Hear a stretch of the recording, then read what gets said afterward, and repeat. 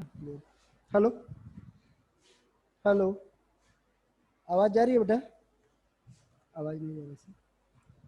Hello, ठीक। हाँ sir, बजा मुझे आवाज जा रही है बेटा?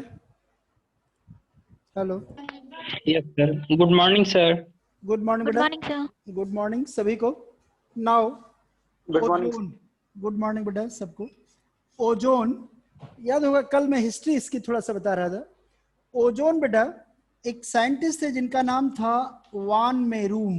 Yes sir, good morning sir. Good morning. Van Marum बेटा ऑक्सीजन की स्टडी कर रहे थे, और ऑक्सीजन की स्टडी कर रहे थे तो उन्हें क्या लगा कि ऑक्सीजन के साथ साथ एक अलग टाइप की, हेलो, ऑक्सीजन के साथ साथ वहां प्रगति प्रगति पांडे,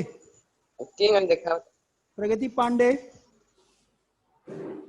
तो वहां पर क्या हुआ बेटा कि उनको एक अलग टाइप की स्मेल आई, और उस स्मेल को उनके एक जो है साथ में थे, साथी कह लीजिए या को साइंटिस्ट थे, जिनका नाम था सानबाइन।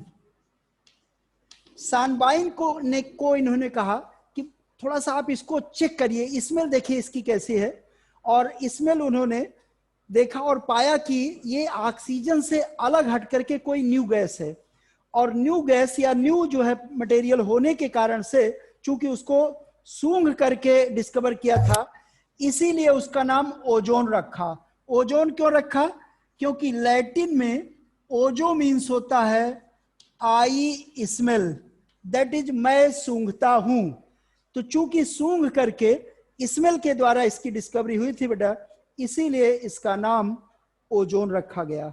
ये तो इसका नेमिंग का कारण है। आगे अब देखते हैं, ozone is the allotropic form of oxygen. यानी अगर हम ऑक्सीजन एलिमेंट की बात करें बेटा, तो it is exist in two allotropic form. One is dioxygen, आप ऑक्सीजन कहते हो, और एक ट्राई ऑक्सीजन होता है जिसे आप ओजोन कहते हो।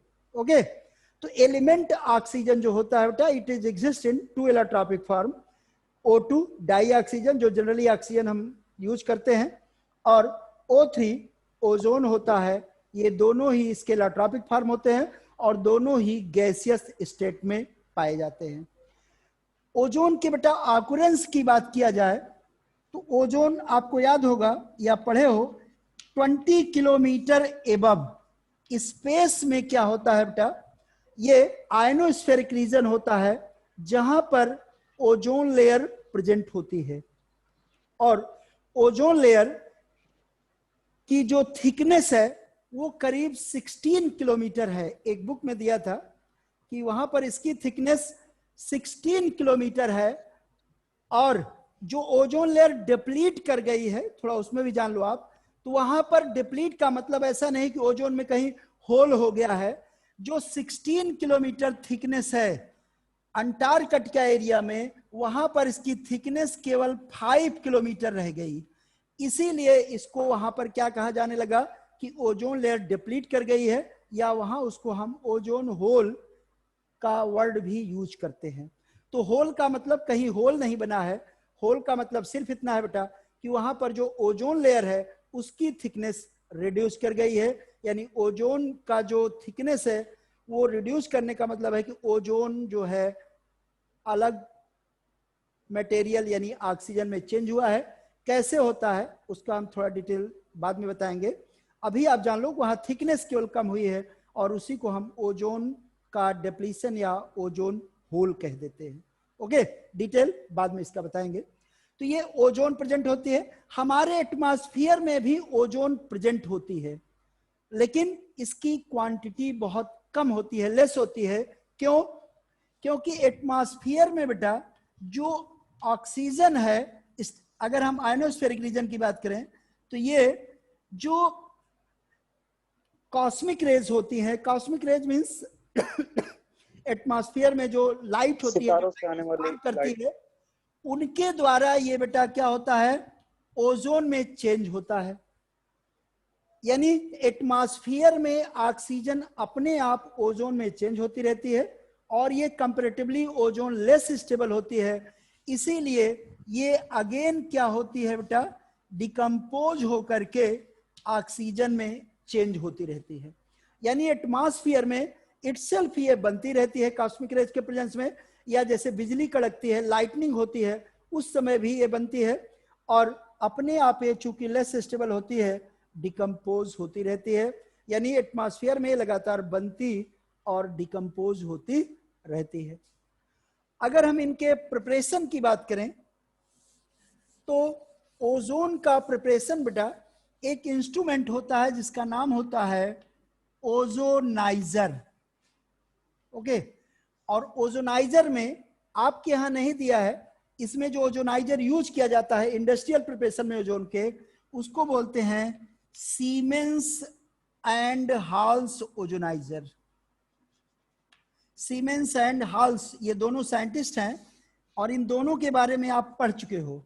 सीमेंस याद होगा आपने इलेक्ट्रोकेमिस्ट्री चैप्टर में पढ़ा है, यूनिट होती है कंडक्टिविटी की। और इसी तरह से हाल्स, हाल्स के बारे में याद होगा, हो सकता है 10th में पढ़े हो, नहीं जानते हो जान लो। मार्क हाल थे, और मेटलर्जी वाला चैप्टर आपके यहां से रिमूव कर दिया गया है, principle and isolation of element, इसलिए आप नहीं पढ़े हो। मार्क हाल ने बेटा एल्यूमिनियम के रिडक्शन की प्रोसेस को डेवलप किया था, ठीक ना, और वो यही साइंटिस्ट है मार्क हाल। तो इस तरह से सीमेंस और हाल्स के ओजोनाइजर द्वारा ओजोन का प्रिपरेशन किया जाता है। और ओजोनाइजर जो है ये जान लो कि एक चिमटे जैसा होता है, जैसे चिमटा होता है सेम उसी स्ट्रक्चर का होता है। और इसमें करते क्या है, तो सेम यही रिएक्शन आप लिखोगे कि इसमें ओजोनाइजर में क्या करते हैं कि ऑक्सीजन को जो कोल्ड होती है, ड्राई होती है, ऑक्सीजन को अलाउ किया जाता है बाई, और इसमें क्या होगा, साइलेंट इलेक्ट्रिक डिस्चार्ज कराया जाता है, silent electric discharge. Okay, silent electric discharge का मतलब क्या है, स्पार्कलेस इलेक्ट्रिक डिस्चार्ज, इसमें स्पार्क नहीं करते हैं। ओके, दूसरा ये रिएक्शन जो होती है एक्सोथर्मिक ना होकर के कैसी होगी, इंडोथर्मिक होती है। इंडोथर्मिक। जो एनर्जी निकलती है वो 142 किलो जूल पर मोल होती है।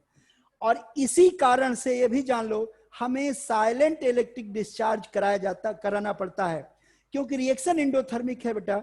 और इसके कारण से अगर हम साइलेंट इलेक्ट्रिक डिस्चार्ज नहीं कराएंगे तो जो ओजोन बना है वो ओजोन डिकम्पोज होके ऑक्सीजन में चेंज हो जाएगा।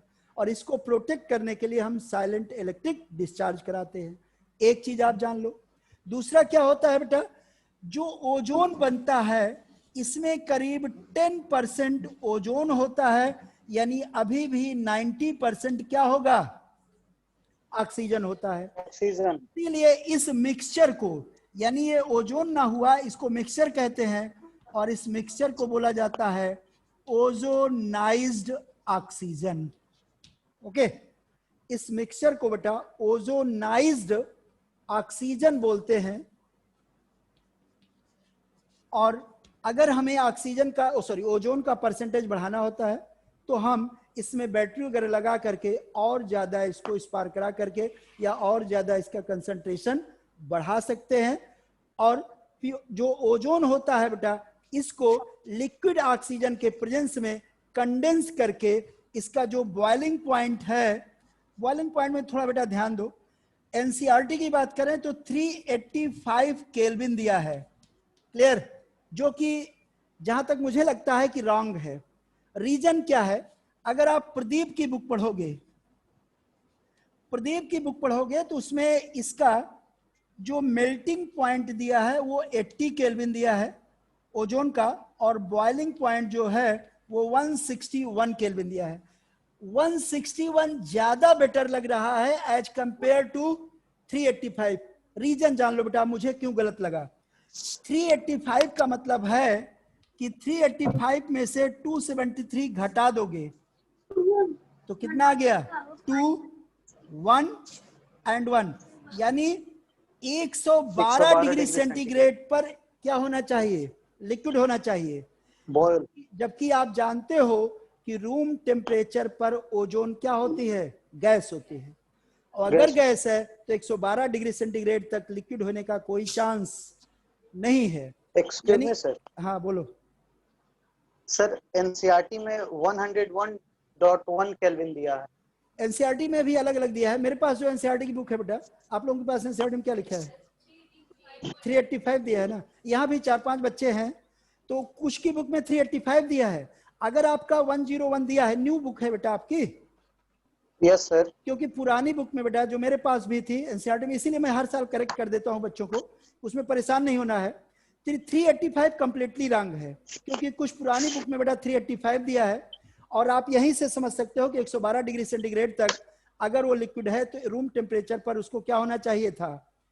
लिक्विड स्टेट में होना चाहिए था, गैस नहीं होना चाहिए, सॉलिड स्टेट में। जबकि ये गैस होती है। इसका मतलब है कि जो बॉइलिंग पॉइंट है ये 161, और बेटा जो आप कह रहे हो न्यू एनसीईआरटी में, मान लो न्यू में ले लो तो 101 केल्विन दिया है। Yes sir. 101 केल्विन ये करेक्ट के काफी क्लोज है। क्यों है इसको भी आप जान लो। ऑक्सीजन में 2 ऑक्सीजन होता है बेटा, इसका बॉइलिंग पॉइंट 90 केल्विन है। क्लियर? तो 90 केल्विन है। हाँ सर। तो इसका मतलब क्या है कि एक और ऑक्सीजन बढ़ा, मोलर मास में केवल 16 का अंतर आएगा, तो इसका मेल्टिंग एंड बॉइलिंग पॉइंट केवल और केवल इसमें 10 या 20, 30, 40 का चेंज आता है, तो वो क्या है? परमिसिबल है, उतना हो सकता है। यानी 101 तो चांस है, क्योंकि 90 से ये बढ़ गया, ऑक्सीजन का मास बढ़ा, रेडियस बढ़ेगा, मास बढ़ेगा, जिससे अपने आप बढ़ जाता है डिस्पर्सन फोर्स और लंदन फोर्स। पढ़े होगे, साइज पर डिपेंड करता है, मास पर डिपेंड करता है। तो ये बढ़ गया, तो 101 तो परमिसिबल है बेटा। 385 रॉन्ग है, और नहीं तो 161। ठीक, प्रदीप की बुक में जो दिया है। फिलहाल एनसीईआरटी में अगर 101 दिया है तो इसको हम करेक्ट मानेंगे। बॉइलिंग पॉइंट जो है 101, एनसीईआरटी को ही आप प्रेफर करोगे। अगर कहीं पर कंफ्यूजन या कंट्राडिक्शन है तो वहां एनसीईआरटी को प्रेफर किया जाता है। तो इसका बॉइलिंग पॉइंट आप लिखोगे 101 केल्विन होता है। क्लियर? और इस तरह से लिक्विड ऑक्सीजन के प्रेजेंस में इसको हम कंडेंस कर लेते हैं और हमें प्योर ओजोन ऑब्टेन्ड होता है। क्लियर? नाउ प्रॉपर्टीज बोलो बेटा। सर जो हम लोग साइलेंट इलेक्ट्रिक डिस्चार्ज की बात किए हैं कि स्पार्क होगा तो वो डिकम्पोज हो जाएगा, साइलेंट तो इसका यहाँ पर इसका समझ में नहीं आ रहा। इसका मतलब यह है जैसे स्पार्क भी होगा बेटा, तो वहां पर भी क्या होगा कि टेम्परेचर और राइज करेगा कि नहीं करेगा? Yes sir. और टेम्परेचर जितना राइज करेगा, चूंकि इसका देखो ओजोन में जब चेंज हो रहा है लोअर मास वाला हायर मास में चेंज हो रहा है, फिर भी रिएक्शन कैसी है? एंडोथर्मिक है। इसका मतलब क्या है कि अगर टेम्परेचर ज्यादा दे दोगे या उसमें साइलेंट इलेक्ट्रिक डिस्चार्ज नहीं कराओगे, चूंकि एंडोथर्मिक प्रोसेस है, तो क्या हो जाएगा? वो डिकम्पोज करके अगेन जो है किसमें चेंज हो जाएगा? ऑक्सीजन में। और हमको क्या चाहिए? ओजोन में। कुल मिला के साइलेंट इलेक्ट्रिक डिस्चार्ज इसीलिए कराया गया क्योंकि रिएक्शन हमारी एंडोथर्मिक होती है, और एंडोथर्मिक होने के कारण से अगर हम साइलेंट इलेक्ट्रिक डिस्चार्ज नहीं कराएंगे तो ऑक्सीजन में डिकम्पोज होकर के ओजोन चेंज हो जाएगी, यानी हमको ओजोन नहीं मिलेगा। जबकि आप देखो साइलेंट इलेक्ट्रिक डिस्चार्ज भी कराते हो तो केवल आपको क्या होता है? 8 to 10% ओजोन ही मिलता है। अभी भी 90% क्या है? ऑक्सीजन होता है। ठीक, ये यहां पर है कारण। ठीक, नाउ प्रॉपर्टीज।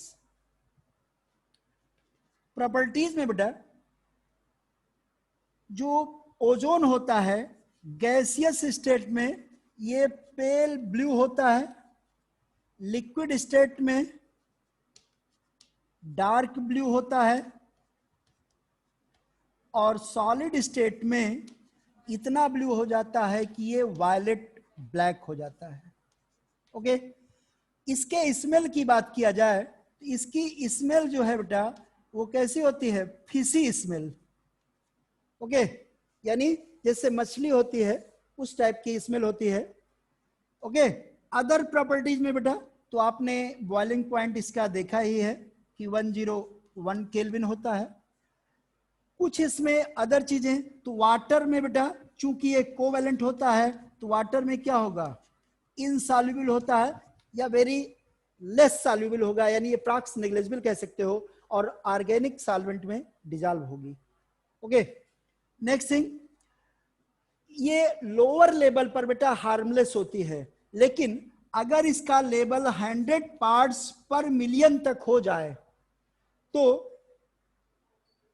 इसके एटमॉस्फेयर में जब आप ब्रीथ करोगे तो then you will get nausea, यानी आपको नौसिया होगा और हेडेच मेनली होता है। फिर से देख लो, अगर लोअर लेवल में है तो लोअर लेवल में तो ओजोन ऑलरेडी प्रेजेंट होती है ऑक्सीजन के साथ एटमॉस्फेयर में हमारे, बट अगर इसका लेवल हायर हो जाए यानी 100 पार्ट्स पर मिलियन तक बढ़ जाए तो हमें कैसे पता चलेगा ओजोन बढ़ गई है?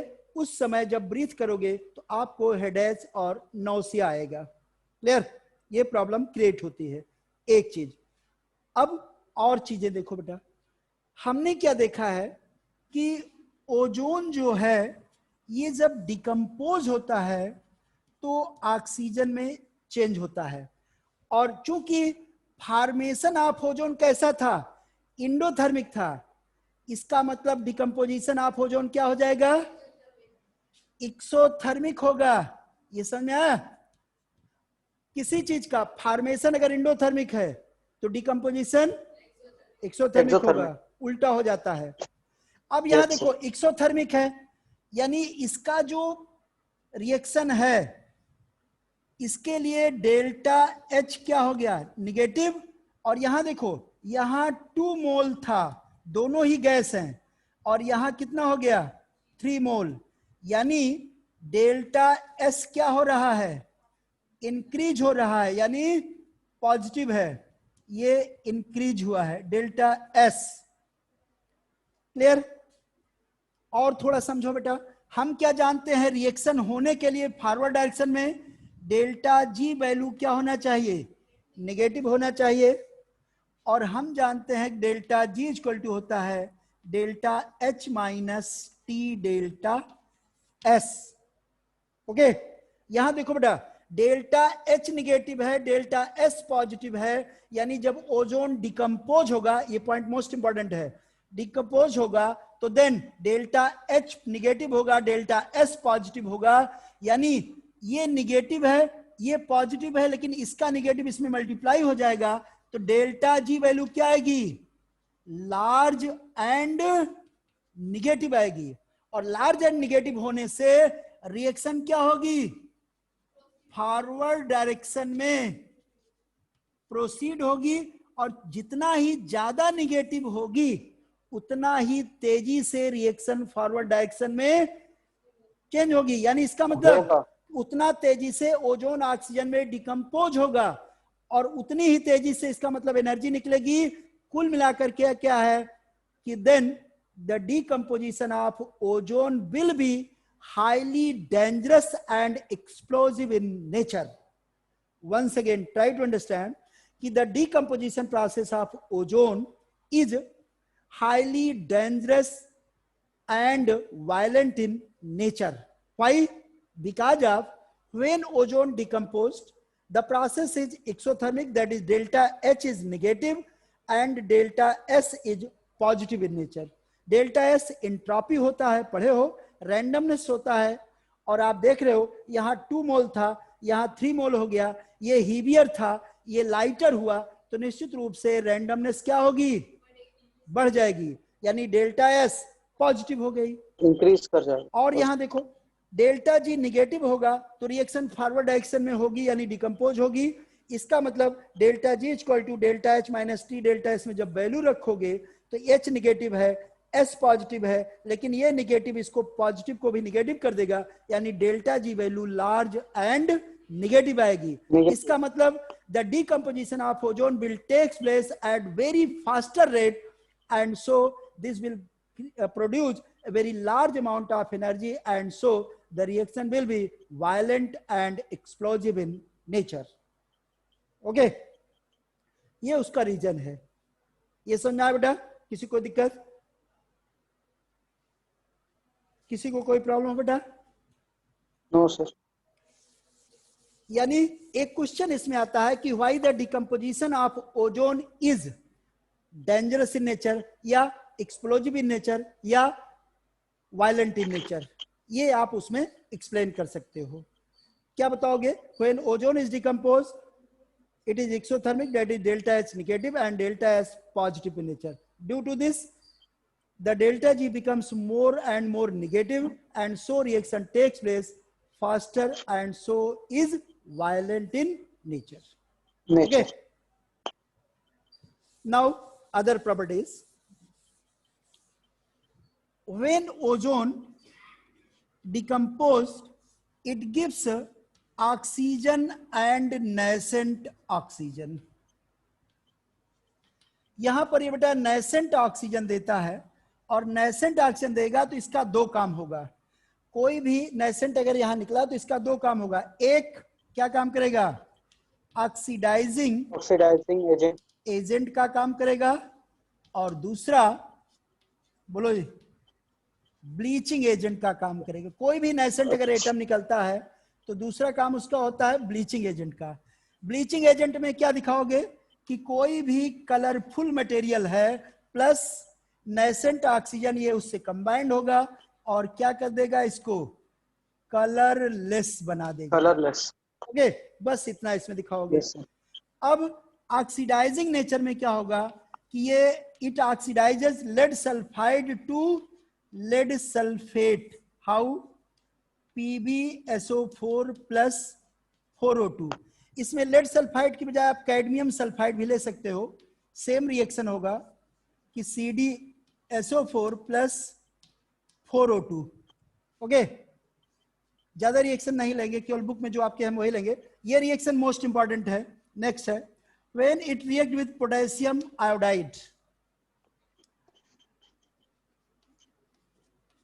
Okay, it oxidizes iodide ion to iodine।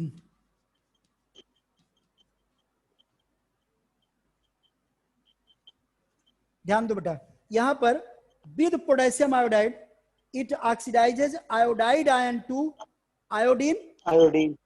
This reaction is takes place in the presence of borate buffer। Borate buffer का मतलब बफर सोल्यूशन 11th में पढ़ोगे। और बोरेट बफर इसलिए कहते हैं जिसका pH 9.2 होता है, तो याद होगा borax Na2B4O7 10H2O class 11 P block element. उसमें बोरेट बफर में बोरैक्स होता है, Na2B4O7 10H2O फार्मूला होता है बोरैक्स का। तो बोरैक्स के साथ जो बफर सोल्यूशन बनाते हैं उसको बोरेट बफर कहते हैं। उसका pH 9.2 होता है। वो आपके लिए केवल जानकारी के लिए है, बस केवल। और जब इसकी रिएक्शन कराएंगे तो क्या होगा बेटा?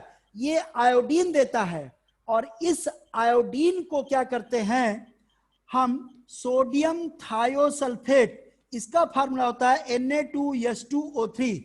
इसके स्टैंडर्ड सोल्यूशन, टाइट्रेशन अगर पढ़े हो तो इसको स्टैंडर्ड सोल्यूशन के रूप में यूज करते हैं। और इसकी आयोडीन से जब रिएक्शन कराते हैं तो ये आप जितना आयोडीन होता है ये सोडियम आयोडाइड में चेंज हो जाता है, और सोडियम थायोसल्फेट सोडियम टेट्राथायोनेट में चेंज हो जाता है। Na2S4O6 को टेट्राथायोनेट कहते हैं। ये रिएक्शन हमने मोस्ट इंपॉर्टेंट क्यों कहा? Because this reaction is used for quantitative estimation of ozone. इस रिएक्शन का यूज हम क्वांटिटेटिव एस्टिमेशन ऑफ ओजोन करते हैं। Quantitative estimation of ozone means कि ओजोन की क्वांटिटी को, ओजोन के अमाउंट को पता लगाने के लिए हम इसका यूज करते हैं। कैसे करोगे इसमें ध्यान दो बेटा। देखो 2 मोल अगर पोटेशियम आयोडाइड है तो ये 1 मोल ओजोन से रिएक्शन करता है कंप्लीट रिएक्शन के लिए, बैलेंस केमिकल इक्वेशन। और जब 2 मोल पोटेशियम आयोडाइड होगा, 1 मोल के रेशियो में ओजोन होगा, तो आयोडीन हमें कितना मिलेगा? 1 मोल। और 1 मोल इस आयोडीन का रिएक्शन हम सोडियम थायोसल्फेट से कराएंगे तो हमें आयोडीन जो होता है वो सोडियम आयोडाइड में चेंज हो जाएगा। कुल मिलाकर के जितना आयोडीन ऑब्टेन्ड होगा उतने ही मोल ओजोन लगी होगी, आप ऐसे जान लो। क्योंकि देखो आयोडीन 1 मोल ऑब्टेन्ड हुआ तो ओजोन भी 1 मोल था। इसका मतलब क्या हुआ कि अगर 254 ग्राम आयोडीन हमको मिला है तो ओजोन कितनी रही होगी? 48 ग्राम। ये समझे? जी सर। और इस आयोडीन को कितनी आयोडीन मिली तो हम डायरेक्ट इसको रिएक्शन में क्यों लिए?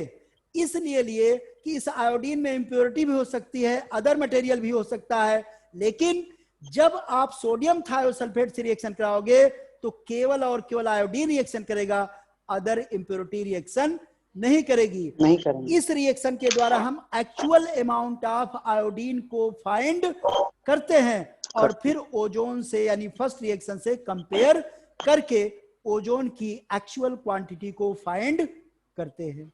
किया जाता है। समझे? तो this reaction is used Yes, sir. For the quantitative estimation of ozone. So this reaction is most important in nature because the question comes as कि how ozone is quantitatively estimated. तो क्वांटिटेटिवली कैसे estimate करेंगे, यही उसका reaction होगा। आप सीधा reaction लिख दोगे, आपका आसानी से आंसर हो जाएगा। Okay, second reaction only for जानकारी है, बट ये रिएक्शन ऐसे होती है। ये सोडियम थायोसल्फेट होता है, इसको हाइपो भी बोलते हैं। और इसके बारे में जानना हो तो जो फोटोग्राफ बनवाते हो बेटा आप लोग, फोटोग्राफ जिसमें साफ करते हैं, पानी देखोगे एक लिक्विड टाइप का दिखता होगा, वो सोडियम थायोसल्फेट या इसको कॉमन नेम में हाइपो बोलते हैं। ओके, और ये सोडियम टेट्राथायोनेट बन जाता है। Okay, any problem? Sir borax का formula? Borax Na2B4O7 10H2O, Na2B4O7 10H2O, ये बोरैक्स होता है। इसका केमिकल नेम होगा sodium tetraborate decahydrate, chemical name होता है, कॉमन नेम बोरैक्स होता है। और ये जो गोल्ड होता है उसकी शाइनिंग को बढ़ाने में भी यूज होता है, इसीलिए देसी भाषा में इसको सुहागा बोलते हैं और कहावत होती है सोने पे सुहागा। ओके, तो ये सोने की जो क्वालिटी होती है शाइनिंग बढ़ाने में होता है, यही यूज होता है बोरैक्स जो होता है, सुहागा देसी भाषा में बोलते हैं। Okay, yes. नेक्स्ट है बेटा इसका ओजोन जो है। अब इसमें और चीजें आप जान लो कि ओजोन लेयर के डिप्लीशन की हमने बात किया था, तो ओजोन लेयर के डिप्लीशन की डिस्कवरी जो है उसमें पीजे क्रटजन, FR रोलैंड और मोर्टिना, इन 3 साइंटिस्ट ने किया था कि अंटार्कटिका एरिया में ओजोन लेयर डिप्लीट हो रही है, और उसके लिए इन तीनों साइंटिस्ट को 1995 में नोबेल प्राइज दिया गया था। वंस अगेन, पीजे क्रटजन, FR रोलैंड और मोर्टिना, ये 3 साइंटिस्ट थे जिन्होंने ओजोन लेयर के डिप्लीशन को बताया था। अब आप देखो कैसे ओजोन लेयर डिप्लीट होती है, तो सुपरसोनिक जेट से बेटा नाइट्रिक ऑक्साइड निकलता है, और ये नाइट्रिक ऑक्साइड जब ओजोन के कांटेक्ट में आता है तो नाइट्रोजन डाइऑक्साइड में चेंज होता है और ओजोन को ऑक्सीजन में चेंज कर देता है। एक तो ये रीजन हुआ, सबसे ज्यादा डिप्लीट करता है।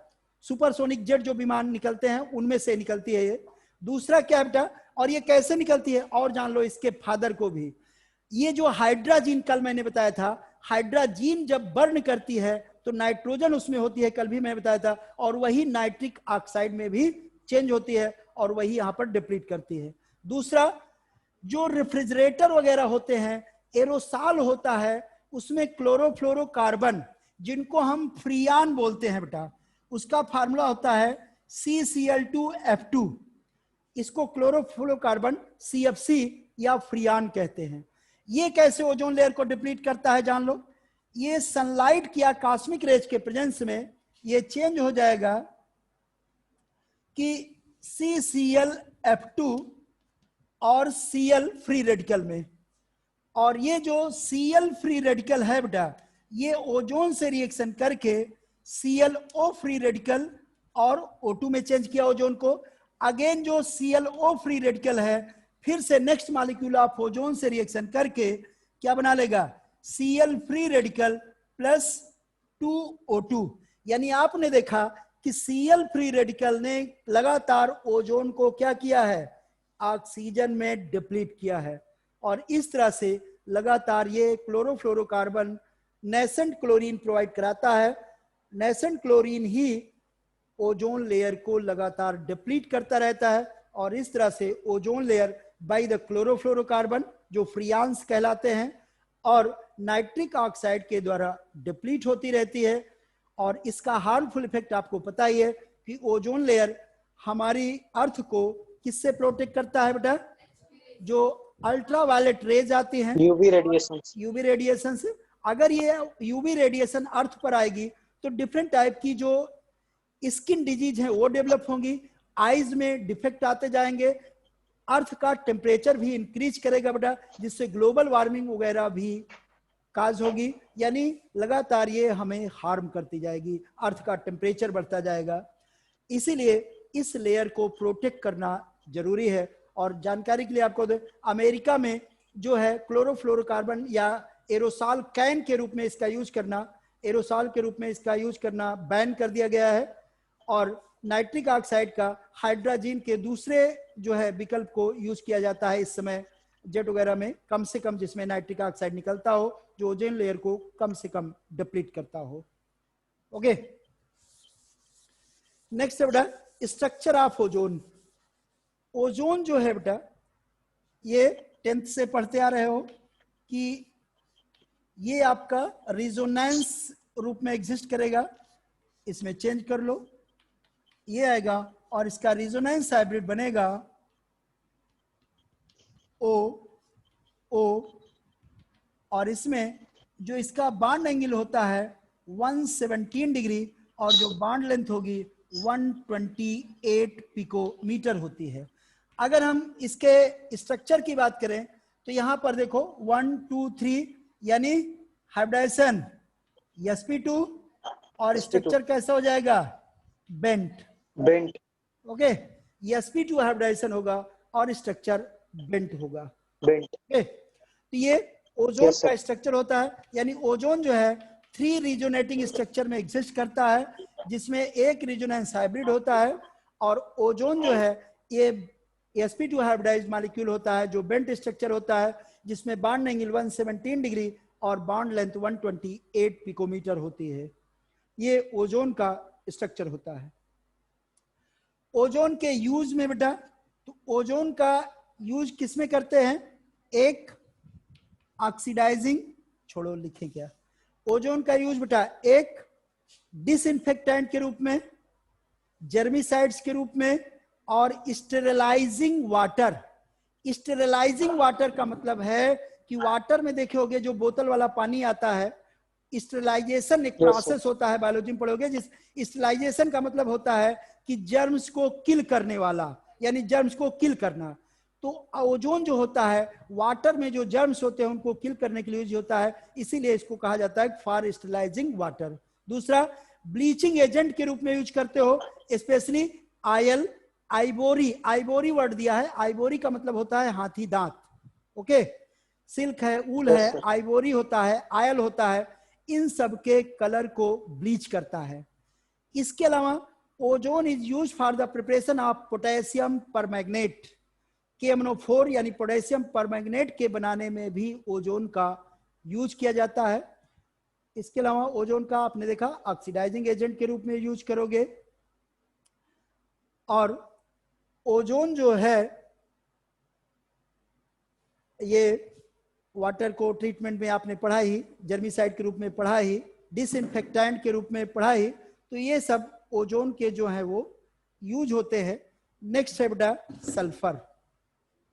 एक्सक्यूज मी सर, बोलो सर जो सीवेज ट्रीटमेंट प्लांट्स होते हैं उनके टर्सरी ट्रीटमेंट में जब पानी को पास किया जाता है ओजोन से, तो उसमें क्या किया जा सकता है और क्या रिएक्शन होता है सर उसका?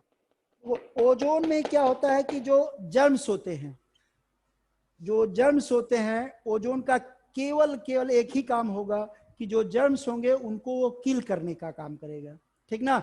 और जर्म्स को किल होते हैं क्योंकि वहां पर क्या होगा, जो नेसेंट ऑक्सीजन होगा ब्लीच करता है, जो वही ब्लीच वाला ही क्या करेगा, उसके जर्म्स को भी किल करने का काम करता है, ठीक ना। सर तो इसको इंटरेक्ट कैसे कराते होंगे, डायरेक्ट पानी में मिलाते होंगे या फिर क्या करते हैं? पानी में अलाउ करते हैं, है ना। जैसे मान लो कि उसमें नहीं था कि वाटर में हमने क्लोरीन गैस को पास करा दिया या ओजोन गैस को पास करा दिया, क्लोरीनेशन भी किया जाता है, ठीक ना। वाटर में क्लोरीन टेबलेट डायरेक्ट डाल देते हैं, या क्लोरीनेशन आप करा सकते हो जिसमें क्लोरीन गैस को पास करा सकते हो। बट गैस पास कराने में क्या है कि उसमें क्लोरीन शुद्ध होना चाहिए, अदर कोई गैस ना हो। मान लो पॉइजनस गैस होगी तो हार्म भी करेगी, है ना। तो क्लोरीन भी जो पास कराते हो उसमें भी बेटा, आगे पढ़ोगे बताएंगे, लेकिन अभी यही देख लो जब बात कर रहे हो, क्लोरीन भी जब तुम पास कराते हो तो वहां भी नेसेंट ऑक्सीजन ही आता है 2HCl+O, और यही वहां पर भी काम करता है। ओजोन में भी यही जाके काम करता है, वो ब्लीचिंग एजेंट का भी काम करेगा। इसके अलावा क्या करेगा, जो जर्म्स होते हैं उनको किल भी करने का काम करता है, ठीक ना, उसी रीजन उसमें आता है। तो यहां भी नेसेंट ऑक्सीजन ही निकलेगा, ठीक। Thank you sir. अब है बेटा सल्फर। सल्फर बेटा दो फॉर्म में पाया जाता है, इसके दो मेन इलेक्ट्रॉपिक फॉर्म होते हैं, एक रॉम्बिक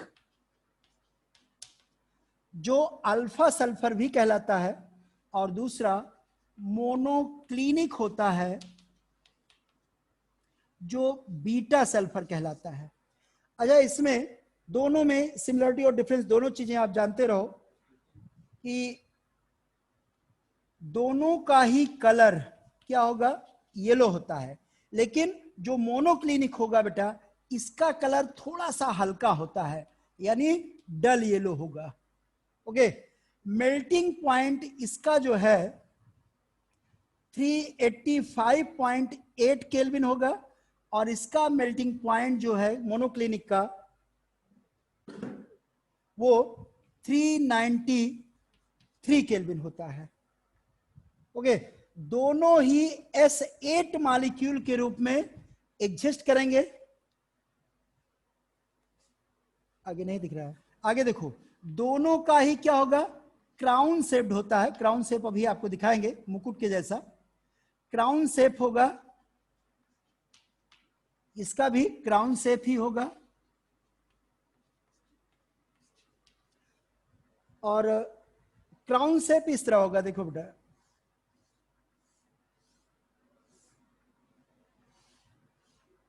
ये क्राउन, यहां पर yes yes yes yes yes yes yes yes, ये मुकुट जैसा है, दिख रहा है, इसीलिए इसको क्राउन शेप बोलते हैं।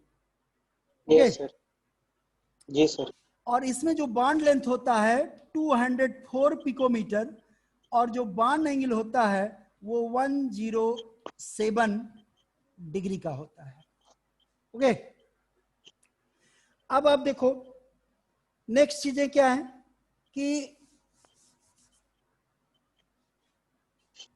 जो रॉम्बिक है इसको 369 केल्विन टेम्परेचर के ऊपर अगर हीट कर दो तो यही क्या होता है, मोनोक्लिनिक में चेंज हो जाता है।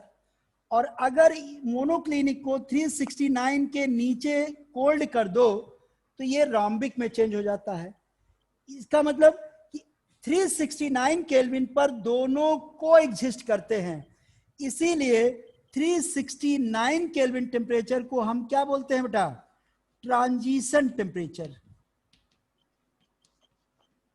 Okay, once again, rhombic structure is stable below 369 kelvin, 369 के नीचे स्टेबल होता है, और इसके ऊपर अगर कर दे तो ये मोनोक्लिनिक में चेंज हो जाएगा, यानी मोनोक्लिनिक 369 के अबव स्टेबल होता है, और 369 केल्विन पर दोनों को एग्जिस्ट करते हैं, इसीलिए इस टेम्परेचर को हम क्या कहेंगे, ट्रांजिशन टेम्परेचर कहते हैं। क्लियर?